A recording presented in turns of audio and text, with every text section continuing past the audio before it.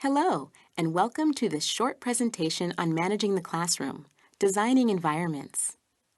This presentation will provide an opportunity to think about the way the classroom space is organized and how to optimize children's participation in the classroom spaces, materials, and activities. This engagement, in turn, contributes to children's learning. It's all a part of helping children achieve school readiness and success in school and beyond. Let's look at it from a child's perspective. We want children to feel safe and comfortable in the classroom.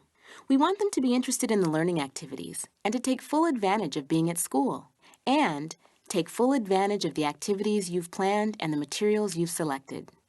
It can be helpful to get down at a child's level and take a look at the classroom. Does it feel welcoming and inviting? Is there enough room to move, make choices, and stay involved with a toy or activity or project? And does the room help the child know what to do and what's expected? There are all sorts of classrooms.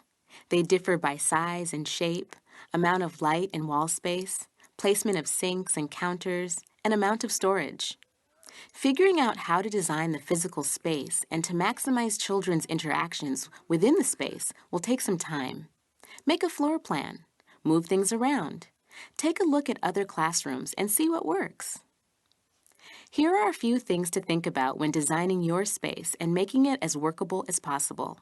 Think about the number of interest areas or centers that you want or need for the group of children. Arrange the space so that noisy areas are separated from quiet areas. Locate centers next to needed storage or equipment. Use furniture or other items to provide boundaries. But make sure that the adults can see all of the areas of the room.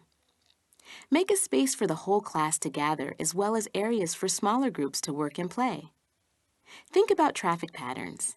Plan so that children can move easily from space to space, but also discourage running and wandering. It will take some time and creativity to make it all work. The learning materials, toys, and other objects and equipment are also important. Once again, it takes careful thinking and planning to make the right selections. Ideally, all of the materials contained in a center or an interest area will support children's development and learning. So, think about how the materials relate to lesson plans and learning goals. Make sure they are culturally relevant and meaningful to children's lives.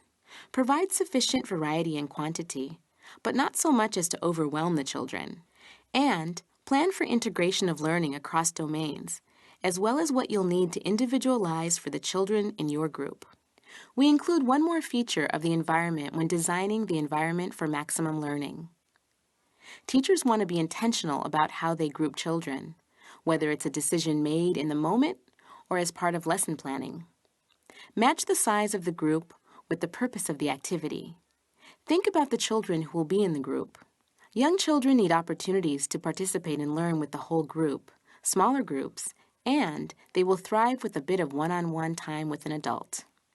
The purpose of this presentation was to provide an overview of the important aspects of designing and engaging an effective early learning environment. Some of those aspects are the physical space itself, the content such as toys, materials, and other objects, and the ways that children are organized and grouped to encourage their meaningful participation and to maximize learning opportunities. You can learn more about designing your learning environment in our tips and tools and helpful resources that accompany this presentation. See examples and try out different ways to organize your own classroom. Thank you for listening.